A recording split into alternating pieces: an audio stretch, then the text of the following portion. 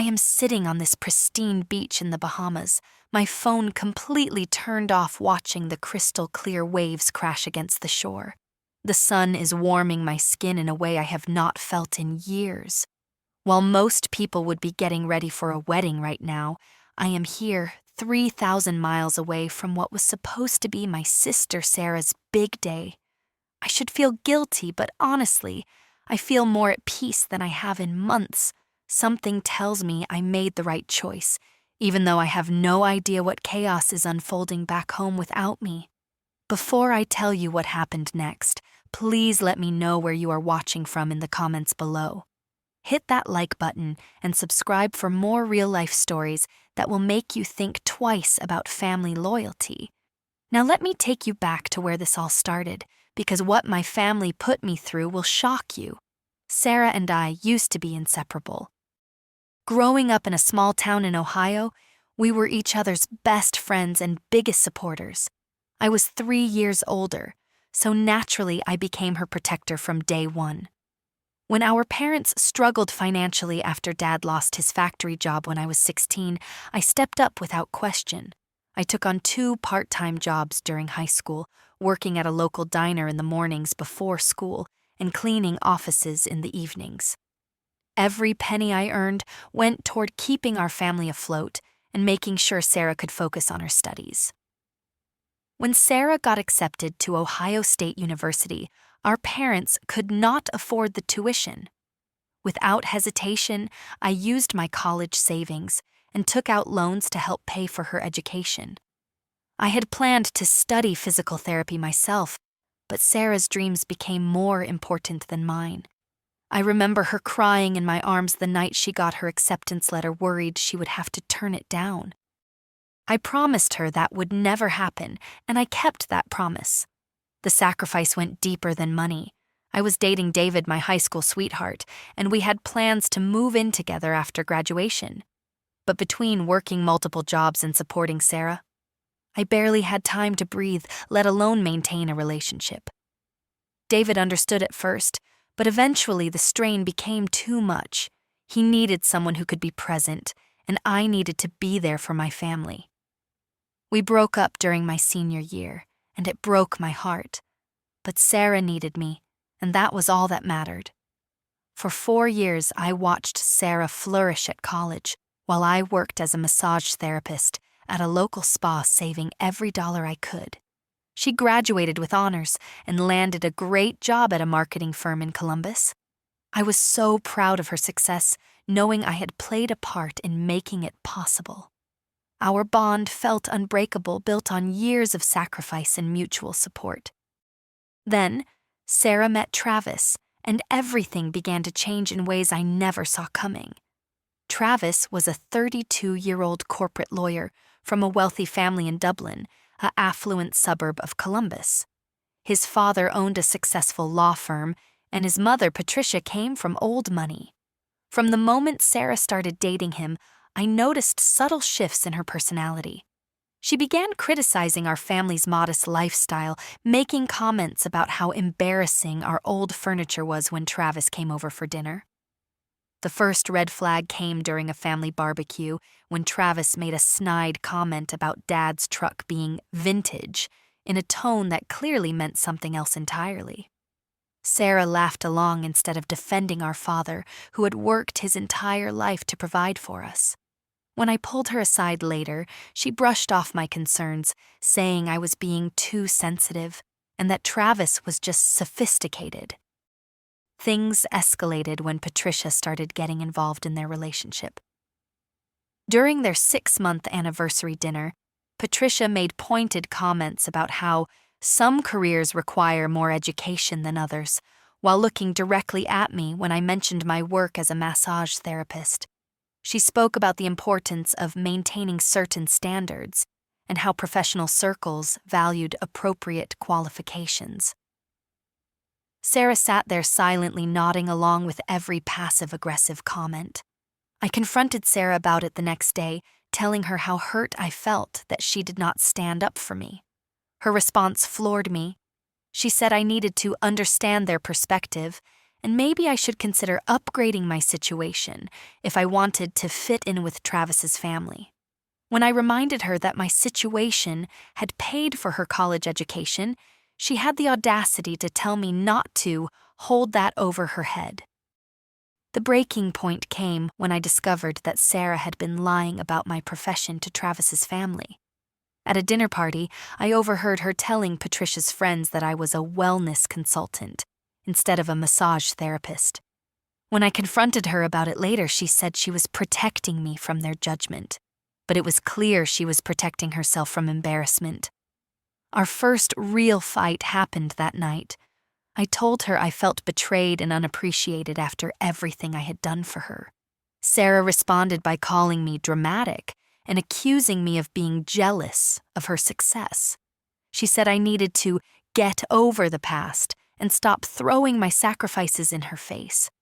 It was like talking to a stranger wearing my sister's face.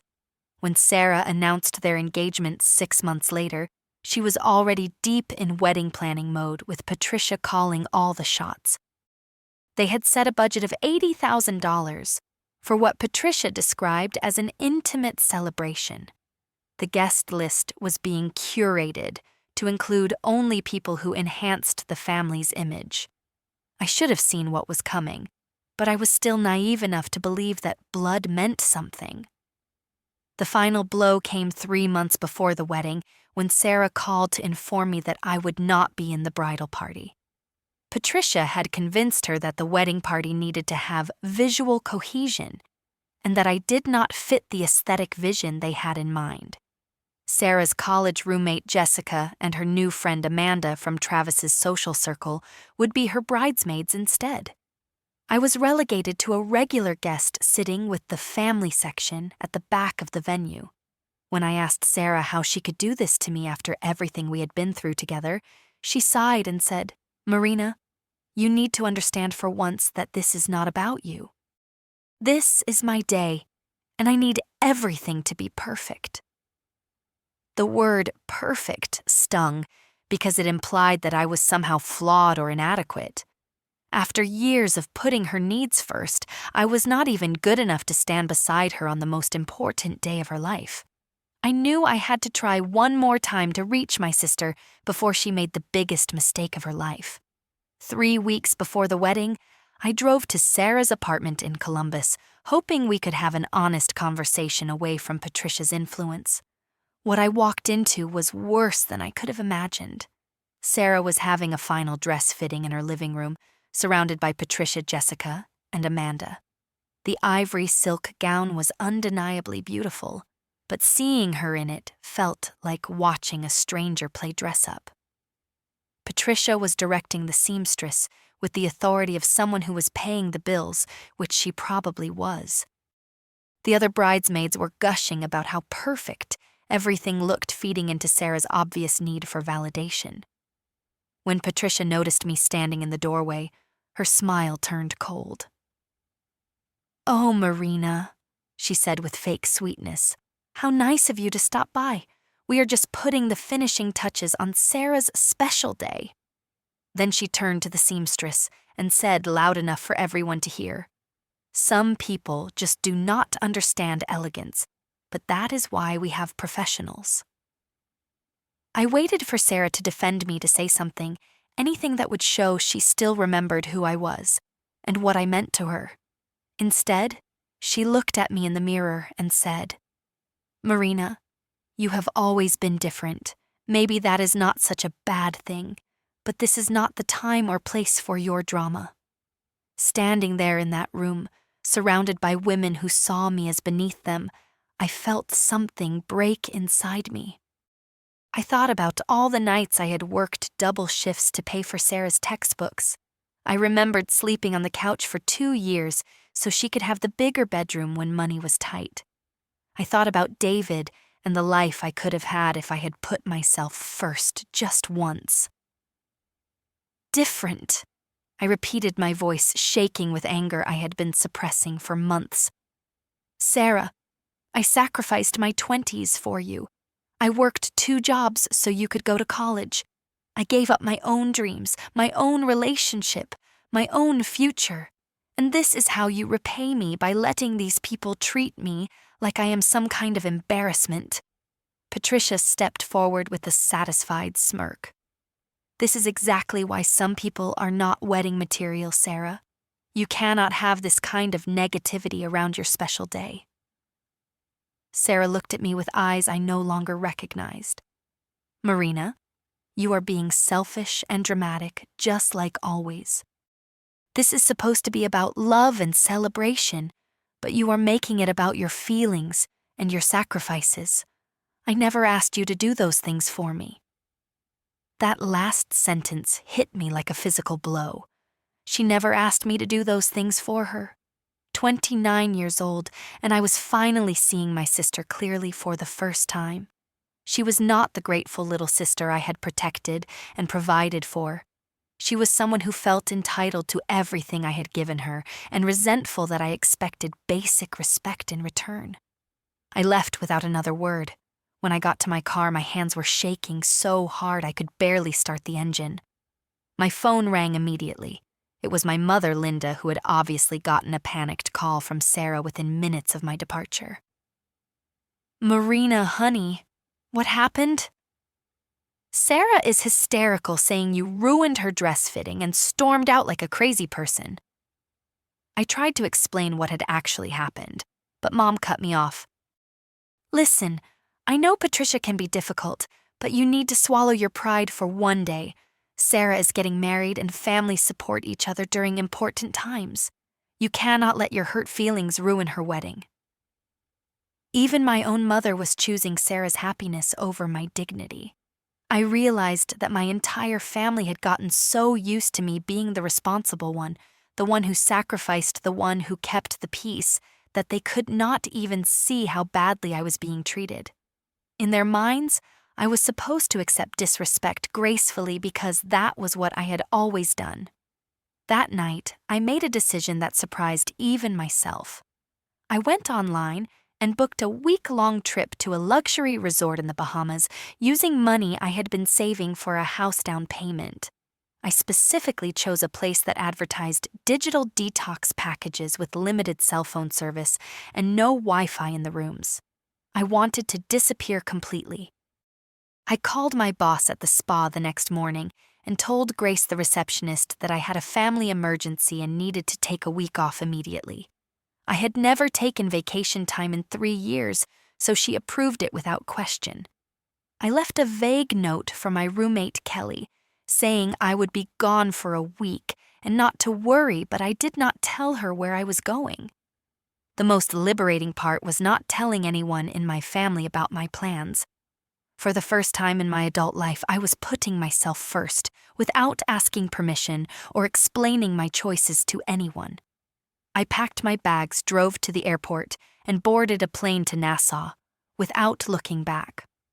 The moment I arrived at the resort, I felt a weight lift off my shoulders that I had been carrying for years. The staff was friendly and professional. The room was beautiful and the ocean view was breathtaking. I turned off my phone completely and asked the front desk to hold any calls. For the first time in longer than I could remember, I had nowhere to be and no one depending on me. I spent my first day walking along the beach reading a novel I had bought months ago, but never had time to open and getting a massage at the spa. It was ironic that I spent my days giving massages to other people, but never treated myself to one. The therapist commented on how tense my muscles were, and I realized I had been carrying stress in my body for years without even noticing it. That evening, I had dinner on the terrace overlooking the ocean and actually tasted my food instead of rushing through a meal between responsibilities. I felt guilty for exactly 30 seconds before reminding myself that I had earned this peace after everything I had given up for my family.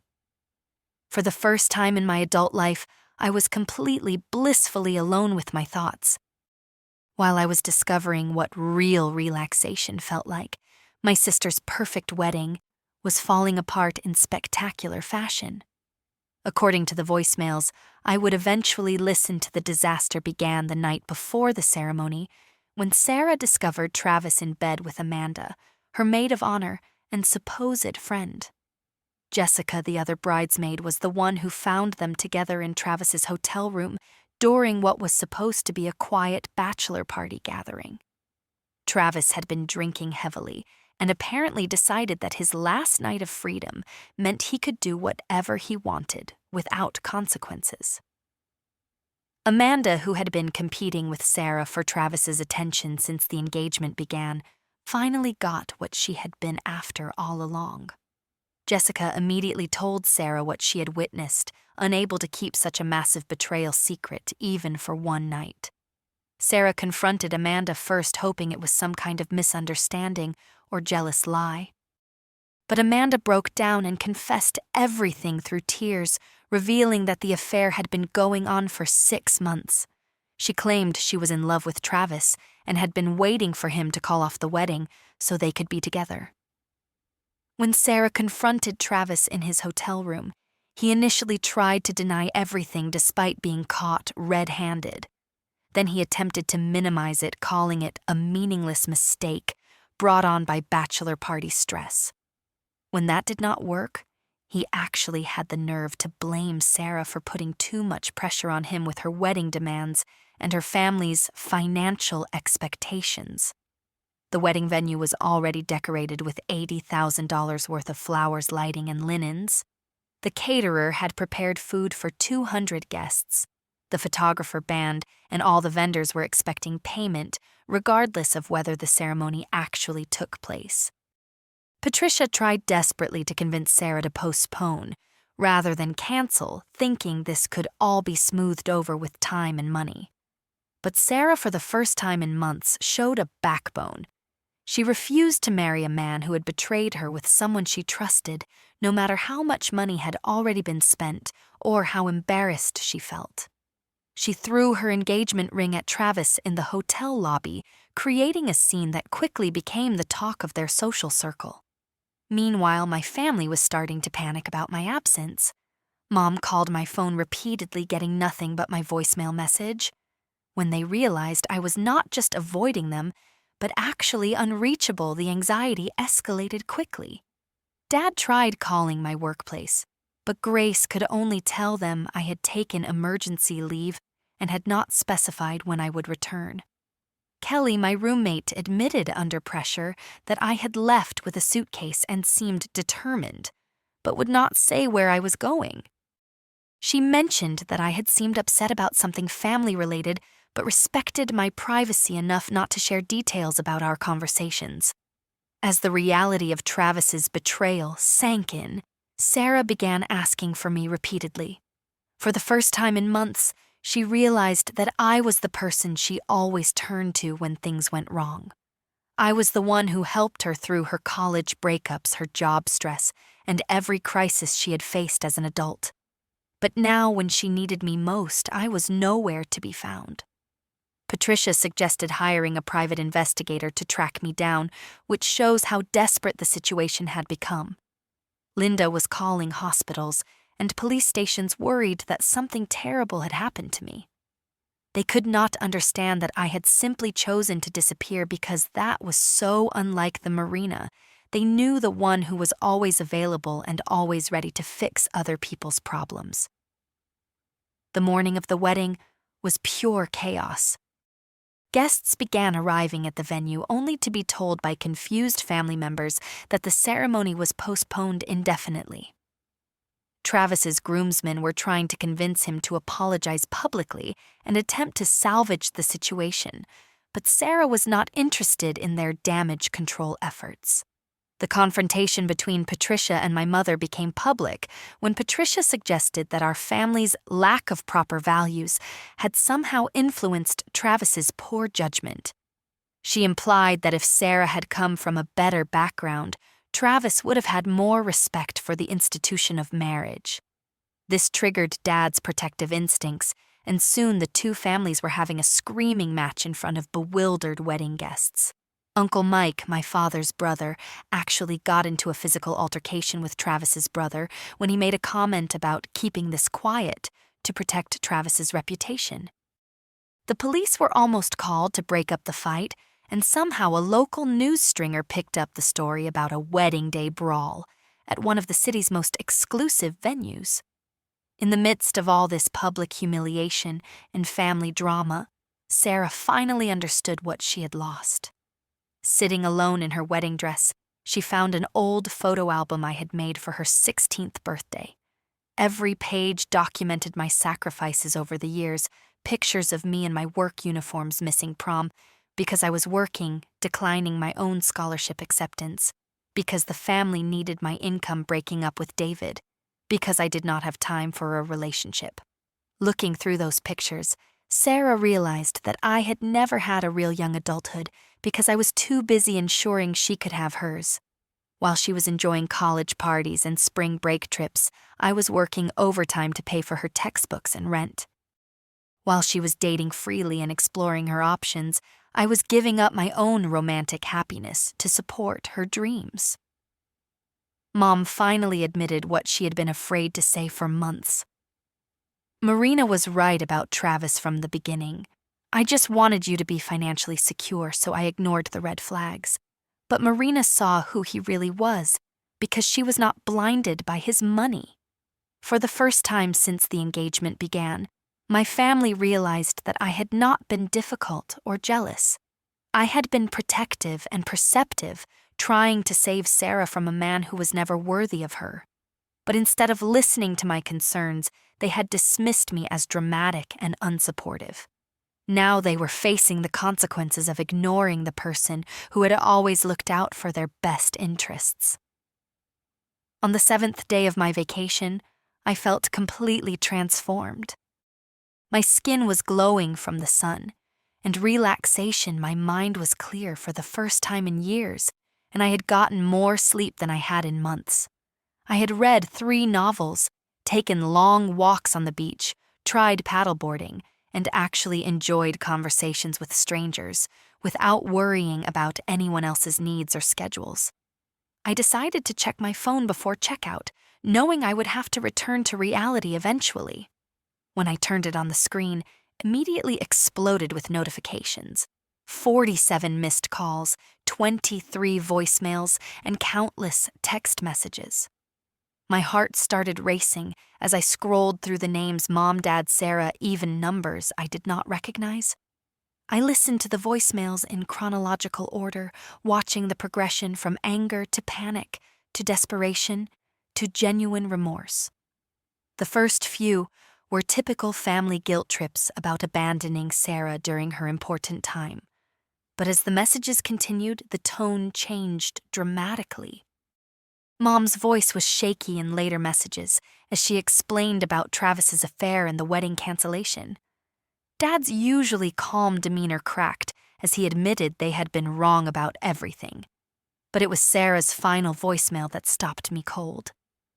Marina, I know I do not deserve your forgiveness, but I need you to know that I was wrong about everything. Travis cheated on me with Amanda the night before our wedding. The whole thing fell apart, and I realized that you were trying to protect me this entire time. You were the only person who saw through his act, and instead of listening to you, I chose his family over mine. Her voice broke as she continued. I have been looking at the photo album you made me for my 16th birthday, and I finally understand what you sacrificed for me.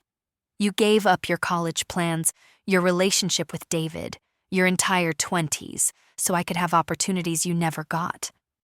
And I repaid you by treating you like you were not good enough to stand beside me at my wedding. She was crying now, and I could hear the genuine pain in her voice. I do not know where you are, and I am scared something happened to you. Please call me back. I need my sister, and I promise I will spend the rest of my life making this up to you if you give me the chance. I sat in my hotel room for an hour processing everything I had heard. Part of me felt vindicated that Travis had shown his true colors exactly as I had predicted. But mostly, I felt sad for Sarah and the painful way she had learned about the importance of family loyalty versus social climbing. I booked a flight home, but took my time responding to my family. I needed to process my own feelings before diving back into their crisis.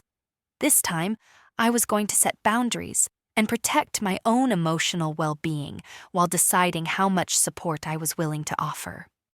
When I finally arrived back in Ohio 2 days later, I found Sarah waiting in my apartment parking lot.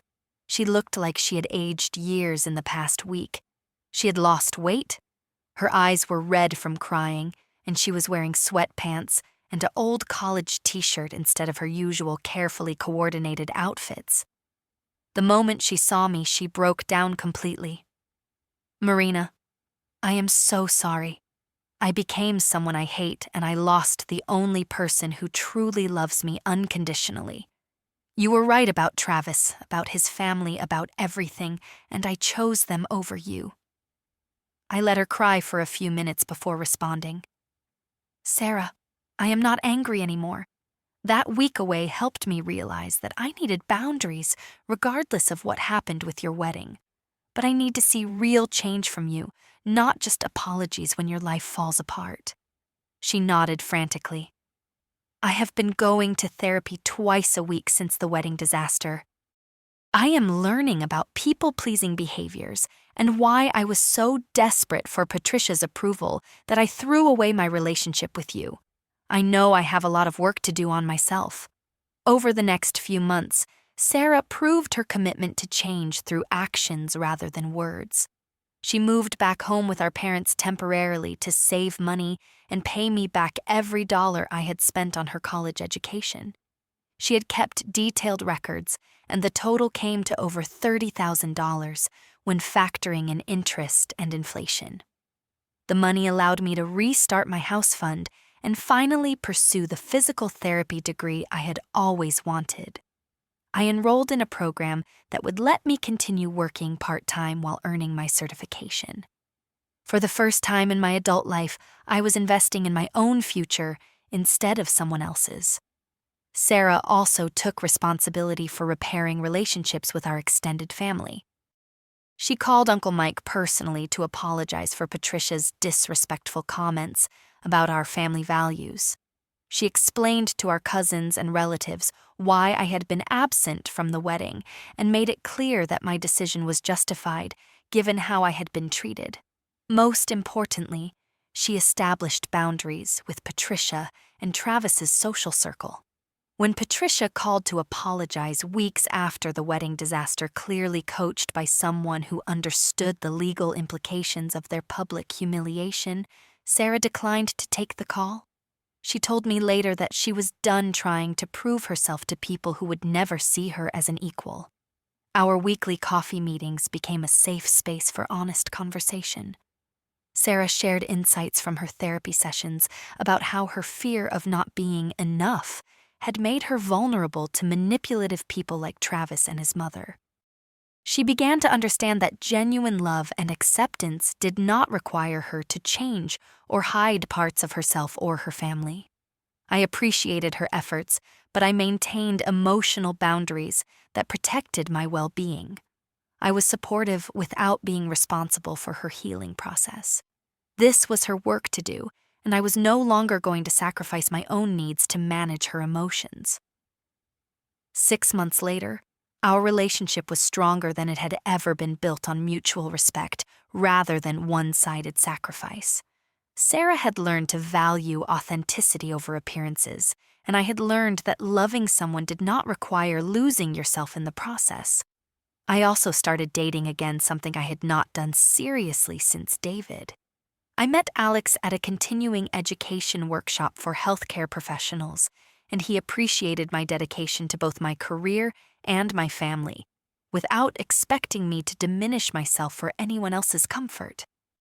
He understood that my willingness to sacrifice for loved ones was a strength, not a weakness, as long as it was reciprocated with respect and gratitude.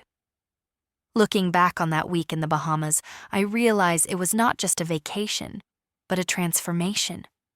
I learned that sometimes people need to lose you to understand your value. I discovered that setting boundaries is not selfish, but necessary for healthy relationships. Most importantly, I remembered that I deserved to be loved and appreciated exactly as I am without changing myself to fit someone else's definition of acceptable. That trip saved more than my sanity and self-respect. It saved my sense of self-worth and taught me that real family supports you instead of asking you to shrink. Sometimes the best thing you can do for people you love is to stop enabling their worst behaviors and start modeling the self-respect you want them to show you. What would you have done in my situation? Have you ever had to choose between family loyalty and self-respect? Share your thoughts in the comments below, and do not forget to hit that like button if this story resonated with you. Subscribe for more real-life stories about family drama, personal growth, and learning to put yourself first when necessary. Share this video with anyone who needs to hear that they deserve better treatment from the people who claim to love them. Thank you for listening to my story, and I hope it helps you recognize your own worth in your relationships. Remember, you teach people how to treat you, so make sure you are setting standards that honor the love and sacrifice you bring to the table.